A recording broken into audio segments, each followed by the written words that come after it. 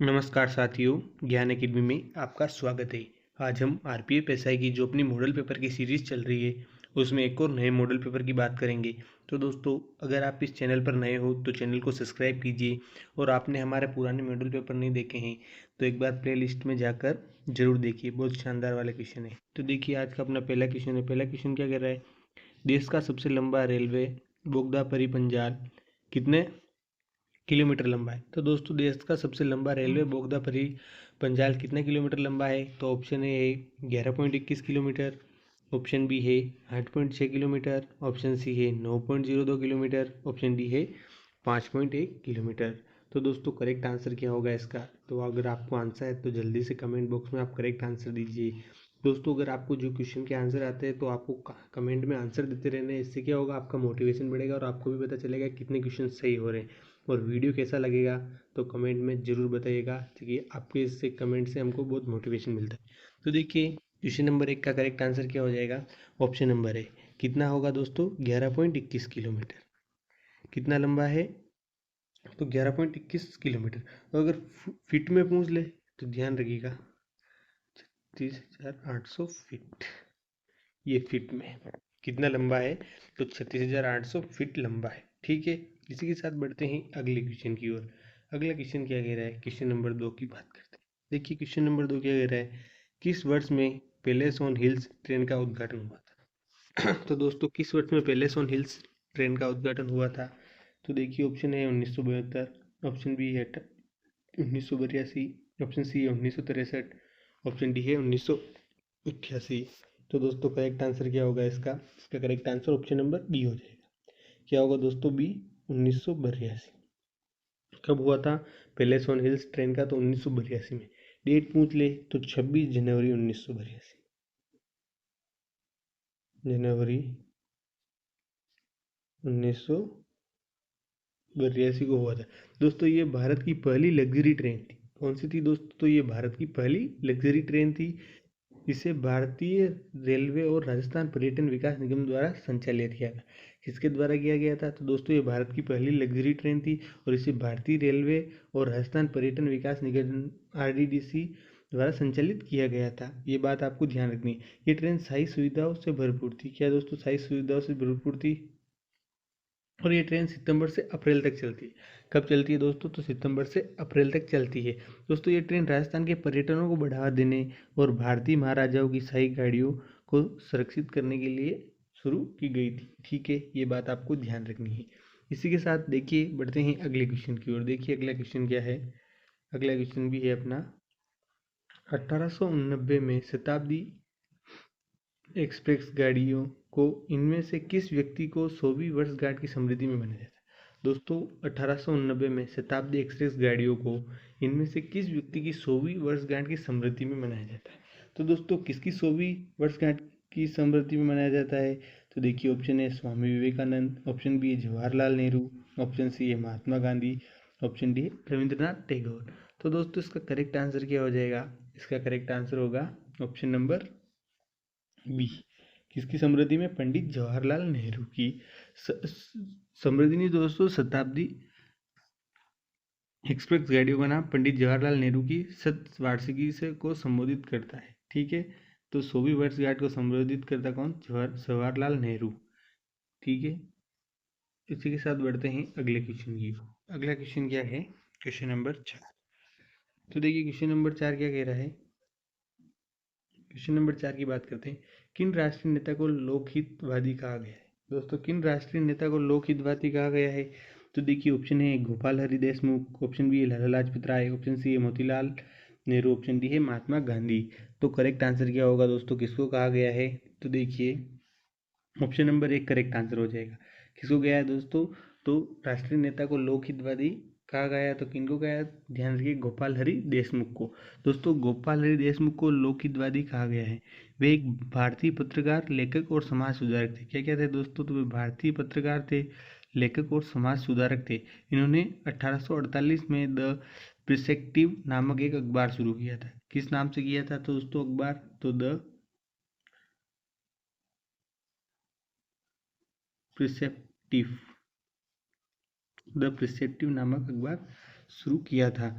जो भारत में पहला अखबार था। क्या था दोस्तों? जो भारत में पहला अखबार था जो अंग्रेजी और मराठी दोनों भाषाओं में प्रकाशित था। दोस्तों ये पहला अखबार था जो अंग्रेजी और मराठी दोनों भाषाओं में प्रकाशित होता था। उन्होंने मुक्ति मित्र नामक एक पत्रिका भी शुरू की थी जो समाज सुधारक के मुद्दों पर प्रकाशित होती थी।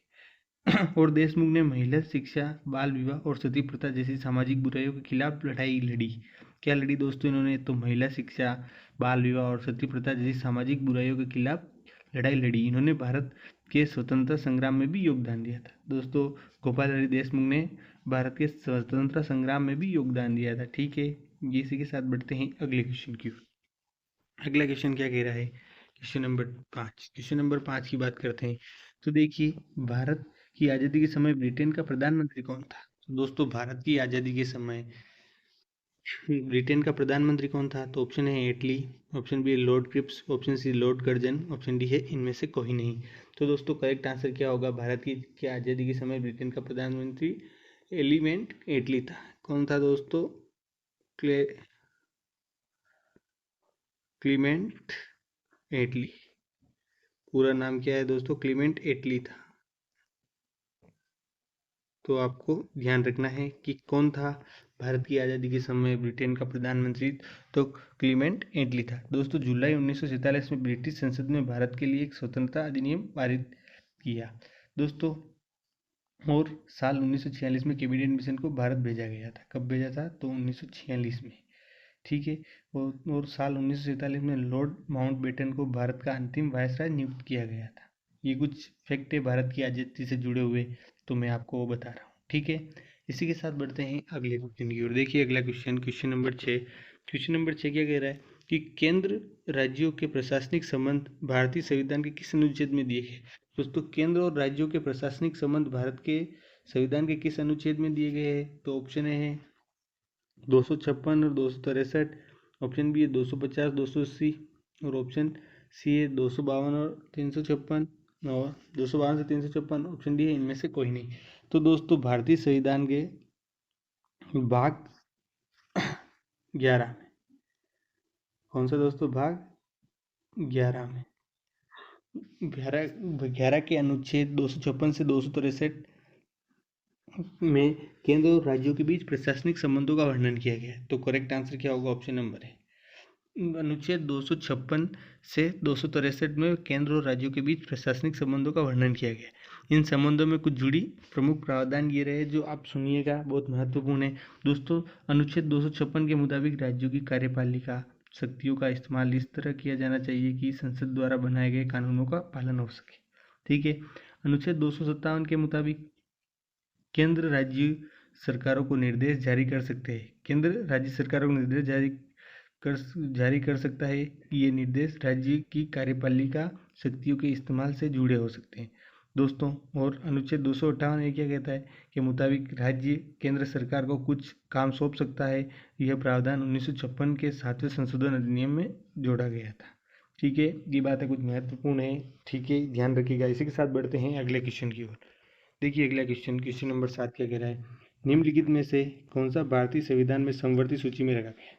दोस्तों भारतीय संविधान में समवर्ती सूची में क्या रखा गया है? तो ऑप्शन है जनसंख्या नियोजन, ऑप्शन बी है जनसंख्या नियंत्रण तथा परिवार नियोजन, ऑप्शन सी है आर्थिक कर और ऑप्शन डी है राज्य कोष।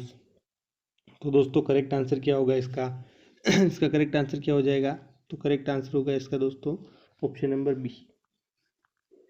क्या होगा? ऑप्शन नंबर बी, जनसंख्या नियंत्रण तथा परिवार नियोजन। ठीक है, इसी के साथ बढ़ते हैं अगले क्वेश्चन की। देखिए अगला क्वेश्चन नंबर 8 क्या कह रहा है? राज्यसभा कब भंग होती है? तो दोस्तों राज्यसभा कब भंग होती है? तो ऑप्शन ए 4 साल बाद, ऑप्शन बी है 6 साल बाद, ऑप्शन सी है संकट काल में, ऑप्शन डी है कभी नहीं। तो दोस्तों राज्यसभा को कभी भंग नहीं किया जा सकता है। तो इसका correct answer option number D होगा। क्या होगा? कभी भंग नहीं किया जा सकता है राज्यसभा को दोस्तों, कभी भंग नहीं किया जा सकता है। राज्यसभा एक स्थायी सदन है और इसे भंग नहीं किया जा सकता है। राज्यसभा के सदस्यों का कार्यकाल कितना होता है दोस्तों? तो 6 वर्ष का होता है। 6 वर्ष का कार्यकाल राज्यसभा के सदस्यों का। ये बात आपको ध्यान रखनी है कि कार्यकाल कितना होता है? तो 6 साल का होता है। ये 2 साल में राज्यसभा और राज्यसभा के 1/3 सदस्य सेवानिवृत्त होते हैं और नए सदस्य द्वारा उनकी जगह ली जाती है। ठीक है, राज्यसभा में अधिकतम 250 सदस्य हो सकते हैं। कितने अधिकतम सदस्य हो सकते हैं? तो 250 सदस्य हो सकते हैं। भारत के उपराष्ट्रपति राज्यसभा के पदेन सभापति होते हैं। दोस्तों, जो भारत के उपराष्ट्रपति होते हैं वो राज्यसभा के पदेन सभापति होते हैं। ये बात भी आपको ध्यान रखनी है। ठीक है, इसी के साथ बढ़ते हैं अगले क्वेश्चन की ओर। देखिए अगला question, question number 9। Question number 9 क्या कह रहा है? भारत में मंत्रिमंडल सामूहिक रूप से जवाबदेह होता है। तो दोस्तों, भारत में मंत्रिमंडल सामूहिक रूप से जवाबदेह होता है तो क्या होता है दोस्तों? कौन होता है? तो ऑप्शन है संसद को, ऑप्शन बी लोकसभा को, ऑप्शन सी है जनता को और ऑप्शन डी है राष्ट्रपति को। तो दोस्तों, किसको होता है? तो इसका करेक्ट आंसर हो जाएगा, भारत में मंत्रिमंडल सामूहिक रूप से जवाबदेह होता है लोकसभा को। किसको होता है? तो लोकसभा को। Option number b correct answer हो जाएगा। क्या होगा? Option number b correct answer. ठीक है, इसी के साथ बढ़ते हैं अगले क्वेश्चन की ओर। देखिए अगला question, question number 10। Question number 10 की बात करते हैं तो केल्विन मान से मानव शरीर का सामान्य ताप। दोस्तों, केल्विन मान से मानव शरीर का सामान्य ताप कितना है? तो देखिए ऑप्शन है 219, ऑप्शन बी है 300, ऑप्शन बी है 300, ऑप्शन सी है 310, ऑप्शन डी है 200। तो दोस्तों, केल्विन मान से मानव शरीर का सामान्य ताप क्या होगा? 310। करेक्ट आंसर क्या होगा? Option number c correct answer हो जाएगा। ठीक है, इसी के साथ बढ़ते हैं अगले क्वेश्चन की ओर। देखिए अगला question, question number 11।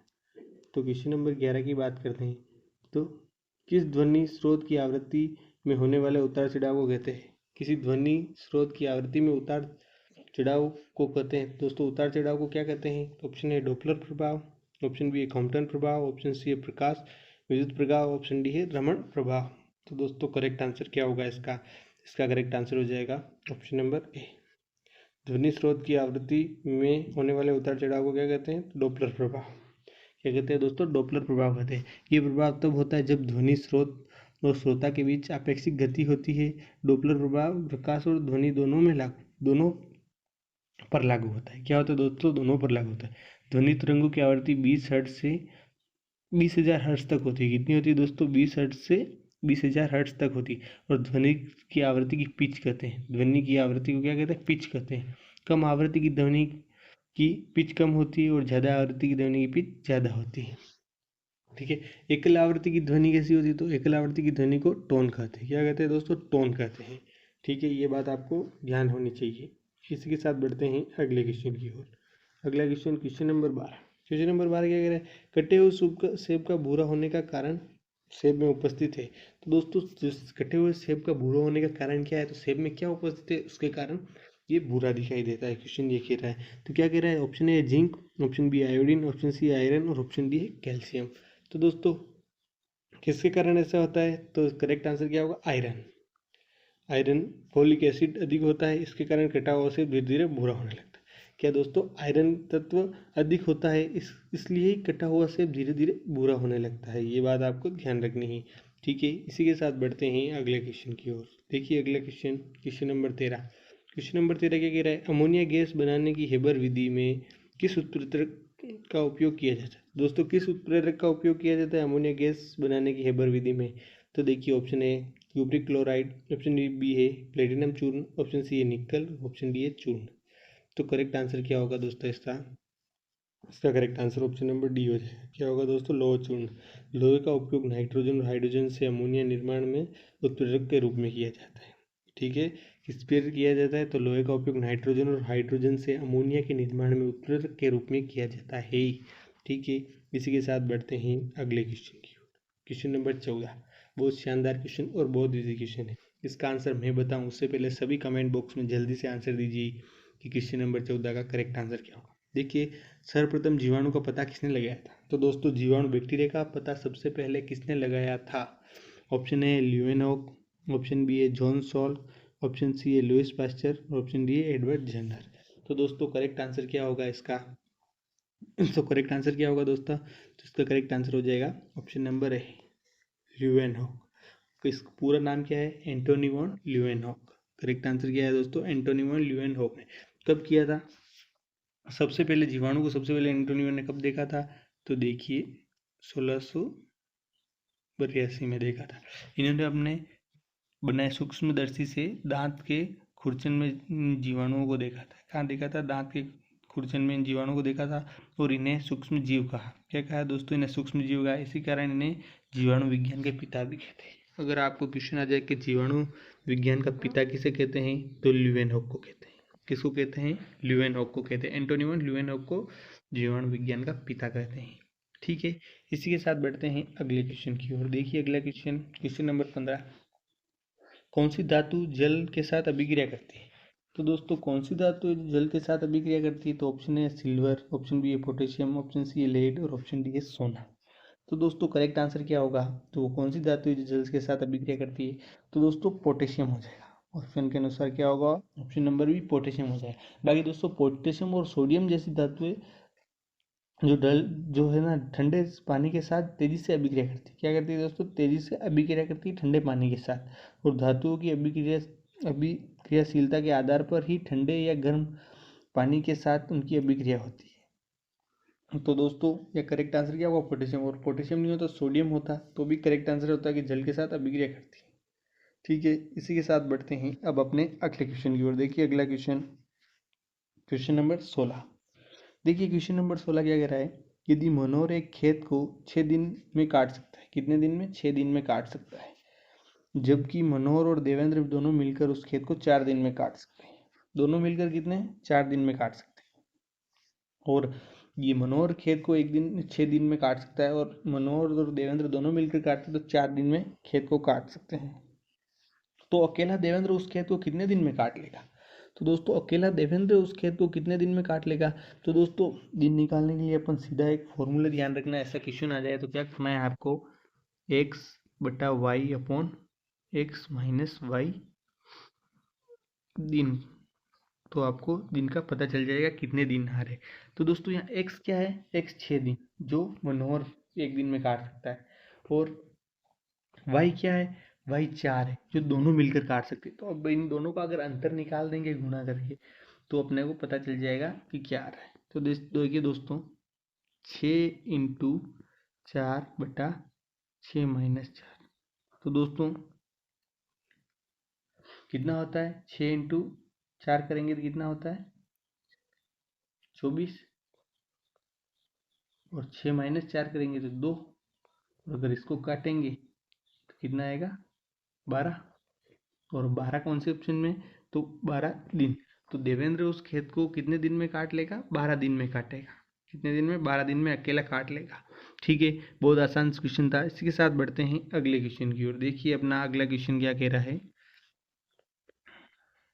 Question number 17। 15 centimetre 1 metre का कितना प्रतिशत? बहुत शानदार क्वेश्चन और बहुत ईजी क्वेश्चन। देखिए 15 सेंटीमीटर 1 मीटर का कितना होता है? तो दोस्तों 15 सेंटीमीटर दिया हुआ और 1 मीटर दिया हुआ है। तो दोस्तों 1 मीटर में कितने सेंटीमीटर होते हैं? तो देखिए दोस्तों 1 मीटर में 100 सेंटीमीटर होते हैं। कितने होते हैं? 100 सेंटीमीटर होते हैं। ये बात आप सबको पता होगी। और ये 15 सेंटीमीटर का आपको पता होता है। 1 मीटर का तो मीटर का नीचे आता है तो ये सेमी में है तो अपने 1 मीटर को भी सेंटीमीटर में बदले इंटू का कितना प्रतिशत, तो प्रतिशत याद करने के लिए इंटू 100 लगाते हैं। अब दोस्तों ये 2 जीरो से 2 जीरो गए तो कितना आ जाएगा? कितना प्रतिशत है? 15%। और 15% कौन से ऑप्शन नंबर में है? ऑप्शन नंबर ए में। तो दोस्तों कितना इजी क्वेश्चन था और बहुत आसान क्वेश्चन था, तो आप आराम से कर सकते हैं। अब आपको यहाँ ध्यान यही दिमाग रखना था, 1 मीटर का ध्यान रखना था 15 सेंटीमीटर में। भले ही जैसे एक क्वेश्चन आ जाए 500 ग्राम, 500 ग्राम 1 किलो का कितना प्रतिशत है? तो 1 किलो में कितने 1000 ग्राम होते हैं। तो अब 500 ग्राम दिया है तो अपने को 1 किलो को 500 1000 ग्राम में बदल के क्वेश्चन करना है, ना कि 1 किलो लिख दो। तो आप अगर डायरेक्ट 1 किलो लिख दोगे तो वो आपका आंसर गलत आएगा। ठीक है, ये बात आपको ध्यान रखनी थी, इसलिए क्वेश्चन लिया था। बाकी बहुत आसान क्वेश्चन था, इस क्वेश्चन में कुछ भी नहीं था। ठीक है, ये बात आपको ध्यान रखनी है। इसी के साथ बढ़ते हैं अगले क्वेश्चन की ओर। अगला क्वेश्चन, क्वेश्चन नंबर 18 क्या कह रहा है? यदि एक व्यक्ति अपनी आय का 85% खर्च करता है। दोस्तों एक व्यक्ति जो अपनी आय का 85% खर्च करता है तथा 360 रुपये प्रति माह बचा लेता है तो उसकी मासिक आय क्या है? देखिए दोस्तों एक व्यक्ति है जो मतलब उसकी आय जैसे 100 मानी उसकी आय, तो 85% खर्च करता है। कितना खर्च कर रहा है? 85। और बचत कितनी कर रहा है? बचत कर रहा है वो अपने 15% की, परसेंट में कितनी? 15% की बचत कर रहा है। तो उसकी तो प्रति माह 360 रुपये बचा लेता है। दोस्तों 15% बचत कर रहा है तो परसेंट में तो कितनी है बचत, ये तो और परसेंट में 15% और पैसों में कितनी है 300। तो दोस्तों देखिए टोटल कितनी थी, आई 100 बटा कितनी करेंगे जो बचत 15% इंटू इंटू सॉरी दोस्तों इंटू कितने करेंगे, कितने बचत कर रहा है पैसों में, तो पैसों में बचत कर रहा है 360 की, तो ये 360 लिख देंगे। और दोस्तों अगर अपन इसको काटेंगे तो कितना आएगा अपना आंसर, 2400 रुपये। तो दोस्तों वो उसकी मासिक आय कितनी थी, 2400 रुपये थी, कितनी थी 2400 रुपये उसकी मासिक आय थी। अब 2400 किधर है, तो 2400 ऑप्शन नंबर ए में, तो करेक्ट आंसर क्या होगा उसका, option number A correct answer हो जाएगा। ठीक है, इसी के साथ बढ़ते हैं अगले क्वेश्चन की ओर। देखिए अगला क्वेश्चन रीजनिंग का क्वेश्चन है और बहुत शानदार और बहुत ईजी क्वेश्चन है। देखिए अगला क्वेश्चन क्या कह रहा है,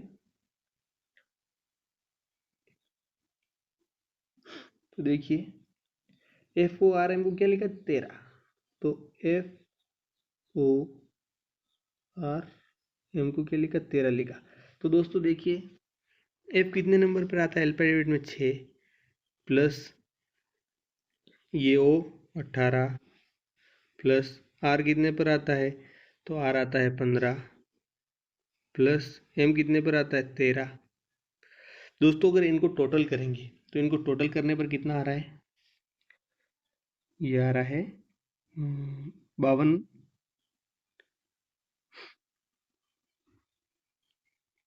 आ रहा है दोस्तों 52, और 52 में ये कितना है 4 है, तो बटा 4 करेंगे, तो बटा 4 करेंगे तो कितना आ रहा है 52 बटा अगर 4 करते हैं, क्योंकि एफ ओ आर एम चार चार अल्फ़ाबेट दिए हुए, तो बटा 4 करेंगे, तो बटा 4 करेंगे तो कितना आएगा 13 आ रहा है, और अपने को यहाँ कितना दिया है 13, तो ये 1 मीटर तो क्लोज हो गया, तो ये बात तो सही हो गई। ठीक है, चलो अब अपन दूसरी लेते हैं। दूसरे कहते हैं C L E A N, clean दिया है, तो सी कितने नंबर पर आता है 3, उसी के साथ एल 12 प्लस ई कितने नंबर पर आता है 5 प्लस ए 1 पर, और एन कितने पर आता है 14 पर। तो दोस्तों इनको टोटल करेंगे तो टोटल करने पर 35 बटा कितनी 5 संख्या है तो बटा 2 करेंगे, तो ये कितना आ रहा है 7, कितना आ रहा है दोस्तों 7 आ रहा है। तो ये भी अपने को 7 चाहिए और 7 आ गया, 35 बटा 2 करेंगे तो कितना आएगा 7 आ जाएगा। सॉरी दोस्तों 35 बटा 2 नहीं, 35 बटा 5 होगा ना, क्योंकि यहाँ पर 5 अल्फ़ाबेट है ना, तो तब 7 आएगा, 2 से तो इसमें भाग जाएगा ही नहीं, पॉइंटों में वैल्यू आ जाएगी, ये गलती से मिस्टेक हो गई, 5 आएगा। ठीक है, अब देखिए लास्ट में क्या कह रहा है, ब्लैंक का पूछा है अपने को, तो बी एल ए एन के, ब्लैंक का पूछा है, तो देखिए ब्लैंक क्या होता है, बी कितने नंबर पर आता है 2 पर प्लस ये एल 12 पर प्लस ए 1 पर प्लस एन 14 पर, और के कितने पर आता है 11 पर। दोस्तों अगर इसको टोटल करेंगे तो इसको टोटल करेंगे तो कितना आएगा 40, या नीचे लिख देते हैं, टोटल करने पर कितना आ रहा है 40, और अल्फ़ाबेट कितने हैं 5, तो बटा 5 करेंगे तो कितना आएगा, 40 में 5 का भाग लगाएंगे तो कितनी बार जाएगा 8 बार। तो दोस्तों ब्लैंक को क्या लिखा जाएगा 8 लिखा जाएगा, और 8 अपने कौन से ऑप्शन नंबर में है, ऑप्शन नंबर सी में, तो इसका करेक्ट आंसर क्या होगा, option number c correct answer हो जाएगा। ठीक है, इसी के साथ बढ़ते हैं अगले क्वेश्चन की ओर। देखिए अगला क्वेश्चन क्या है, क्वेश्चन नंबर 20 और आज का अपना अंतिम क्वेश्चन। क्वेश्चन नंबर 20 क्या कह रहा है, तो देखिए 3 4 12 और क्वेश्चन मार्क 196 196। तो दोस्तों इसको बताना है कि ये कैसे हो रहा है। तो देखिए दोस्तों पहले अपन लिख देते हैं 3 4 12 और ये बीच में जो ज्ञात करना है, और ये 196। तो देखिए 3 और 4 में अगर ऐसा क्या करें, 3 को क्या करें कि 4 बन जाए। तो दोस्तों देखिए अपन सबसे पहले इंटू ए 3 में इंटू 1 करें और प्लस 1 जोड़ दें तो 4 बन रहा है। हाँ, ठीक इसी प्रकार अपन अगर